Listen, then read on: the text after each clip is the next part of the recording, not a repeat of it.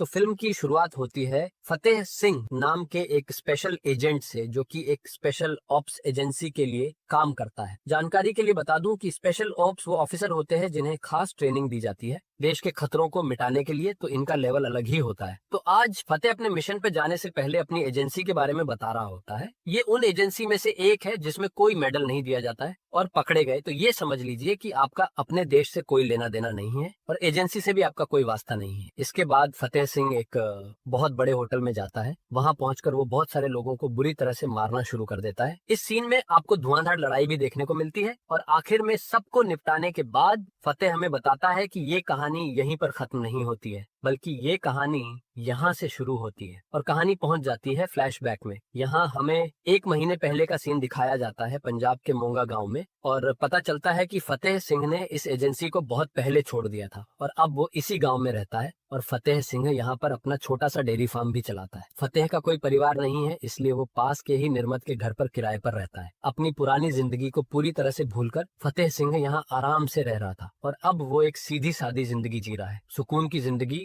जो वो बहुत पहले से चाहता था। उसके घर में कोई नहीं है। फतेह सिंह हर रोज सुबह सुबह डेयरी फार्म चला जाता है और अपना काम करता है। इसके बाद हमें निर्मत के बारे में दिखाया जाता है और निर्मत फतेह सिंह को भाई की तरह मानती है। और आगे पता चलता है कि गांव में निर्मत लोगों का लोन ऐप के जरिए लोन पास करवाती है। तो ऐसे शुरू होती है फतेह सिंह की कहानी। फेक लोन ऐप से लोगों को लोन तो मिल जाता है, लेकिन उसका ब्याज इतना होता है कि जब तक लोग लोन को चुका पाते हैं, इस लोन ऐप के जरिए लोगों को धमकियां मिलनी शुरू हो जाती है। अब ऐसे में निर्मत के पास कई लोगों की शिकायत आनी शुरू हो जाती है। तो अब निर्मत को दिल्ली जाना पड़ता है, क्योंकि ये सारी जवाबदारी उसी के हाथ में है। निर्मत ने सभी को लोन दिलवाया था और अब सभी लोग कर्ज में डूब चुके हैं। यहाँ तक कि इस लोन ऐप की वजह से कई लोगों ने आत्महत्या भी कर ली है, जिसकी जिम्मेदार केवल और केवल निर्मत है। इसके बाद निर्मत के पास खुशी नाम की एक लड़की का मैसेज आता है और खुशी निर्मत से कहती है कि जिन लोगों ने भी तुम्हें लोन दिलवाया है, मैं तुम्हें उनसे मिलवा सकती हूँ, लेकिन उसके लिए तुम्हें दिल्ली आना पड़ेगा। तो अब निर्मत को ना चाहते हुए भी वहाँ जाना पड़ता है, क्योंकि गांव के लोग लोन को लेकर अब खुद खुशी करने पर उतर आए थे।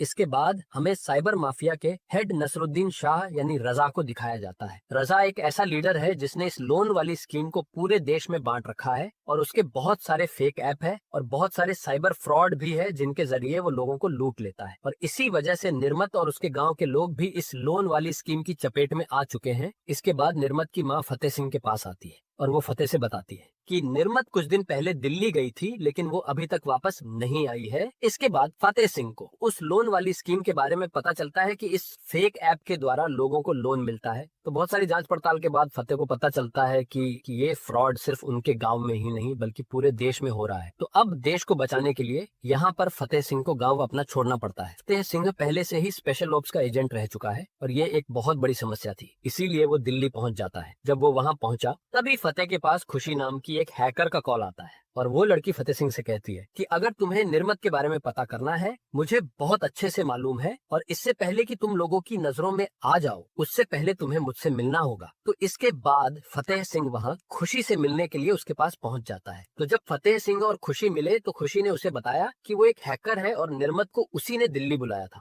वास्तव में वो इन चालबाजों का पर्दाफाश करना चाहती है, क्योंकि खुशी ने उनको हैक कर लिया था, जिस वजह से रजा की पूरी साइबर माफिया खुशी को भी ढूंढ रही है। लेकिन जब उन्हें निर्मत के बारे में मालूम चला कि मैंने उसे दिल्ली बुलाया है, तो उन्होंने निर्मत को उठा लिया और अब वो लोग निर्मत के जरिए मुझे भी पकड़ना चाहते हैं। यहाँ खुशी फतेह सिंह को बता देती है कि निर्मत जो है वो चड्ढा के पास है। चड्ढा ही एक आदमी है जो कि निर्मत के बारे में बता सकता है, जो कि पुरानी दिल्ली में संगम टॉकीज के पास रहता है। इसलिए अब फतेह सिंह तुरंत ही चड्ढा से मिलने के लिए पहुंच जाता है और वहां पहुंचकर वो देखता है कि यहाँ तो बहुत सारा इलीगल यानी अवैध काम चल रहा है। इसके बाद वो चड्ढा से पूछने लगता है कि निर्मत कहाँ पर है। यहाँ फतेह सिंह उन लोगों को एक ऑफर देता है। वो कहता है कि निर्मत को वो चुपचाप गांव लेकर चला जाएगा और तुम्हारे बारे में किसी को भी नहीं बताएगा, तुम यहाँ पर इलीगल काम करते रहो। लेकिन चड्ढा उसकी बात कहाँ मानने वाले था। वो अकड़ में फतेह सिंह को कहते हैं कि अगर तू यहाँ से नहीं गया तो दोनों की लाश हम यहीं पर ढेर कर देंगे। और वो लोग निर्मत के बारे में भी अनाप शनाप बातें कर रहे थे। इन सारी बातों को सुनकर फतेह सिंह को गुस्सा आ जाता है। और फिर क्या था, फतेह सिंह स्पेशल ऑप्स का एजेंट है, जिस वजह से वो इन्हें बुरी तरह से मारता है और चड्ढा को भी अधमरा कर देता है। फिर चड्ढा उसे बताता है किसी सत्य प्रकाश नाम के आदमी के बारे में कि निर्मत जो है वो उसी के पास मिलेगी। और आखिर में फतेह सिंह चड्ढा को भी मार डालता है। अब अगले दिन हम इंस्पेक्टर विश्वास को देखते हैं, जो कि संगम टॉकीज के पास आता है, जहां पर कि बहुत सारे लोगों को मारा गया था। वो इन लोगों की इन्वेस्टिगेशन करने लगता है कि आखिर इतने लोगों को कौन से गैंग ने मारा होगा, बल्कि वो तो ये सोच रहा था कि ये शायद किसी एक आदमी का काम है। पास ही के कुछ सीसीटीवी फुटेज से उन्हें पता चल जाता है कि यहाँ पर फतेह सिंह नाम का एक आदमी बहुत देर से बैठा हुआ है। उन्हें उस पर शक हुआ, इसलिए वो लोग फतेह सिंह से मिलने के लिए पहुंच जाते हैं। लेकिन इस चीज से ये तो साबित नहीं होता है कि ये काम फतेह सिंह ने किया है, लेकिन यही से विश्वास फतेह सिंह के ऊपर नजर रखना शुरू कर देता है। तो अब ये एक बहुत बड़ा कांड हुआ था, जो कि यहाँ रजा की साइबर माफिया के खिलाफ था, जिसे देखकर रजा को बहुत ही बुरा लगा, क्योंकि चड्ढा उनके लिए अच्छा काम करता था। इसके बाद वो अपने लोगों से कहता है कि पता करो कि आखिर चड्ढा को किसने मारा है। रजा ये जिम्मेदारी सत्य प्रकाश के ऊपर छोड़ देता है। तुम्हें पता करना होगा कि आखिर चड्ढा और उसकी गैंग को किसने मारा है। और सत्य प्रकाश भी बहुत ही ज्यादा खतरनाक आदमी है, उसे हल्के में नहीं लिया जा सकता है। दूसरी तरफ खुशी समझ चुकी थी कि संगम टॉकीज में जितने भी लोगों को मारा गया है, ये सब कुछ फतेह सिंह का ही काम है। लेकिन वो फतेह सिंह को सतर्क रहने के लिए भी कहती है कि अगर तुम यहाँ वहाँ घूमते रहे तो पुलिस तुम्हें पकड़ लेगी। इसलिए खुशी उसे अपने घर पर ले जाती है और वो उसे पूरे साइबर माफिया के बारे में बताती है कि किस तरह से ये लोग पूरे देश को कंट्रोल करने में लगे हुए हैं और अंदर ही अंदर पूरे देश को खोखला करते जा रहे हैं। इन लोगों की सारे देश पर नजर होती है और ये सभी को एक दिन बर्बाद करके छोड़ेंगे। इसके बाद खुशी फतेह सिंह से उसकी पुरानी जिंदगी के बारे में पूछती है। तो यहाँ फतेह उसे बताता है कि वो एक एजेंसी के लिए काम किया करता था, उसके पास एक फोटो आया करता था और फिर एक कॉल आया करता था कि किसको मारना है। उस फोटो में उस आदमी का चेहरा होता था, बस इसी तरह से वो काम किया करता था। वो एजेंसी कौन चलाता था, किसके लिए वो काम करता था, उसे तो ये भी पता नहीं। यहाँ फतेह सिंह खुशी को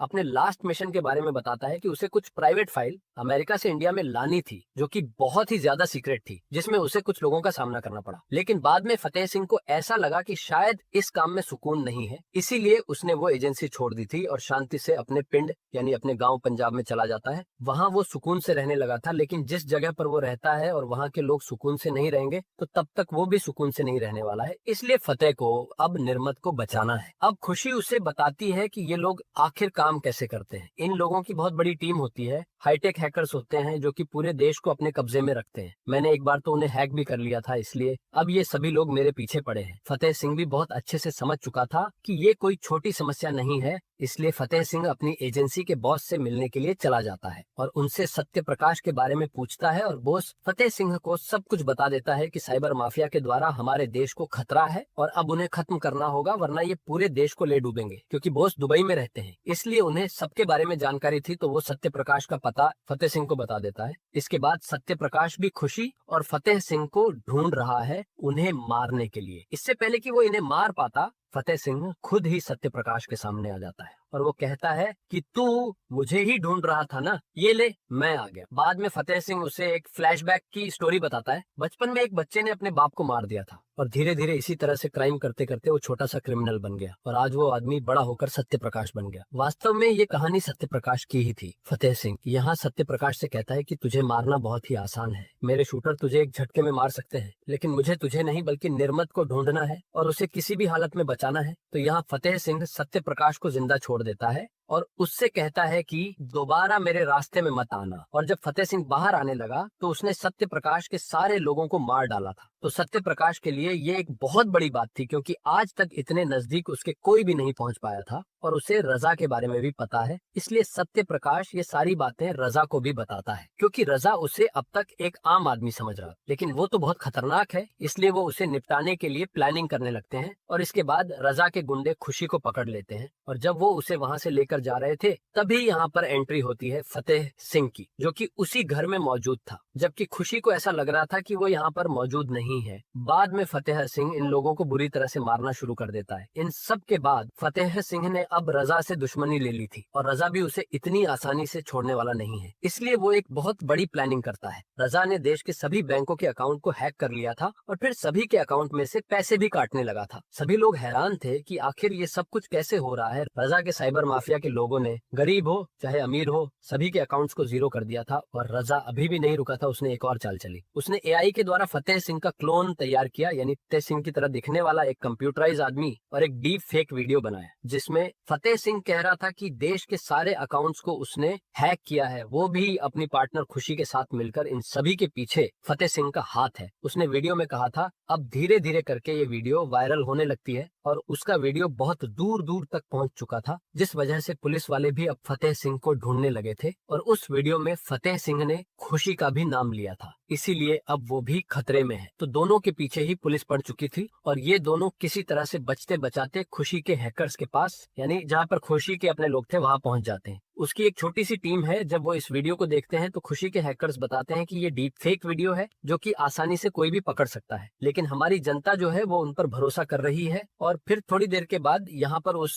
पुलिस वाले यानी विश्वास का कॉल आता है फतेह सिंह के पास और विश्वास फतेह सिंह से कहता है कि इन सब के चक्कर में तू निर्मत को तो भूल ही गया, तू निर्मत को यहाँ पर बचाने के लिए आया था, लेकिन तू तो उन लोगों के पीछे ही पड़ गया। अब देख वो लोग तेरा क्या हाल करते हैं। और तभी फतेह सिंह और खुशी के पास एक लिंक आता है और उस लिंक पर क्लिक करने के बाद उन्हें पता चलता है कि निर्मत को वो लोग ऑनलाइन किलिंग के द्वारा मारने वाले हैं। वो इस वीडियो को एक सोशल मीडिया प्लेटफॉर्म पर अपलोड करते हैं और जब इस वीडियो पर 20 लाख व्यूज आ जाएंगे तब करंट लगने से निर्मत की अपने आप ही जान चली जाएगी। यहाँ खुशी के हैकर यहाँ पर उस आईपी एड्रेस को ट्रेस नहीं कर पाते हैं, जिस वजह से वो यहाँ पर निर्मत को अपनी आंखों के सामने मरता हुआ देखते हैं, जिसे देखकर फतेह सिंह को बहुत ज्यादा बुरा लगता है, क्योंकि वो निर्मत की मां को वादा करके आया था कि वो निर्मत को जरूर बचाकर लेकर आएगा। निर्मत को जिस तरह से मारा गया है तो फतेह सिंह को बहुत अच्छे से पता है कि उसे अब क्या करना है, इसलिए सबसे पहले पहुंचा उस इंस्पेक्टर विश्वास की बिल्डिंग में। वहां पहुंचकर पहले तो उसने उसके सभी लोगों को बुरी तरह से मारा, बाद में विश्वास के कमरे में गया और उसे भी बुरी तरह से मारने लगा। फतेह सिंह उससे रजा और सत्य प्रकाश के बारे में पूछ रहा था कि आखिर ये लोग कहाँ पर मिलेंगे। जब विश्वास उसे पता बता देता है तब भी फतेह सिंह उसे जान से मार डालता है। दूसरी तरफ सत्य प्रकाश को भी बहुत अच्छे से मालूम है कि फतेह सिंह उसके पास जरूर आएगा और उसके लोगों को भी जरूर मारेगा, तो फिर फतेह सिंह और खुशी सत्य प्रकाश के अड्डे पर पहुंच जाते हैं। खुशी को भी फतेह सिंह अपने साथ लेकर गया था, क्योंकि जितने भी पैसों को लूटा गया है उन सभी के आईपी एड्रेस और ट्रांजैक्शन आईडी के द्वारा उन सारे पैसों को होल्ड किया जा सकता है। तो वहां पहुंचकर फतेह ने देखा कि यहाँ बहुत सारे लोग हैं, लेकिन फतेह सिंह ने अकेले ही इन सभी को मार डाला था। आखिर में हम देखते हैं कि यहाँ पर सत्य प्रकाश ने खुशी को पकड़कर एक कुर्सी पर बिठा दिया था, क्योंकि खुशी ने उनके सिस्टम को हैक कर लिया था और सारे पैसों को होल्ड भी कर दिया था। और ये वही कुर्सी है जिस पर बिठाकर ऑनलाइन किलिंग के द्वारा लोगों को मारा जाता है। यहाँ पर फतेह सिंह सबसे पहले तो सत्य प्रकाश के कंधे पर गोली मारता है और बाद में उसे इस चेयर पर बिठाता है और ऑनलाइन किलिंग के द्वारा ही उसे जान से मारता है। तो आखिर में सिर्फ और सिर्फ रजा बचा था, लेकिन रजा तक पहुंचने के लिए उसे 200 लोगों का सामना भी करना था। लेकिन फतेह ज्यादा नहीं सोचता, वो तो अंदर घुस जाता है और सभी को मारने लगता है। फिल्म की शुरुआत में जो सीन दिखाया गया था ये वही सीन है जब यहाँ पर फतेह सिंह ने 100 लोगों को मारा था, लेकिन अब यहाँ पर उसने ये 100 और लोगों को मार डाला है। मतलब कि फतेह सिंह ने यहाँ टोटल 200 लोगों को मार डाला है। यहाँ करीब 5 मिनट तक फाइट होती है, जिसमें बंदूक कुल्हाड़ी जैसे हथियार भी शामिल थे। और फिर आखिर में फतेह सिंह की मुलाकात होती है रजा से। रजा यहाँ पर फतेह सिंह को बताता है कि जिस एजेंसी के लिए तुम काम किया करते थे उसी एजेंसी के लिए पहले मैं भी काम किया करता था। एक फोटो आता था और बाद में कॉल आता था, उसने वो एजेंसी छोड़ दी, लेकिन अब भी तो वो वही काम कर रहा है। पहले लोगों के सामने आना पड़ता था और उन्हें मारना पड़ता था, लेकिन अब छिपकर काम करना पड़ता है। लेकिन अब ज्यादा लोग मरते हैं, लेकिन इसमें मेरी जिंदगी बहुत सुखी है और मेरे पास बहुत सारा पैसा भी है। मैं बुरा जरूर हूँ, लेकिन मैं पूरे देश को अपनी उंगलियों पर नचा रहा हूँ। आखिर में फतेह सिंह उसे मारने से पहले सिर्फ एक ही बात कहता है कि हर रामायण में रावण जरूर मरता है, और फतेह सिंह रजा को यहीं पर ठोक देता है। फिल्म के आखिर में हम देखते हैं कि यहाँ खुशी जो है वो लंदन जाने वाली थी, लेकिन अब वो यहाँ पर फतेह सिंह के साथ रुकने का फैसला लेती है। और आखिर में इनके ऊपर भी कोई बंदूक ताने हुए खड़ा था, वो कौन था नहीं पता, लेकिन इस छोटे से सीन ने फतेह 2 का इशारा भी कर दिया था। दोस्तों, अब फिल्म से जुड़ी कुछ खास बातें। ये फिल्म एक्शन भरी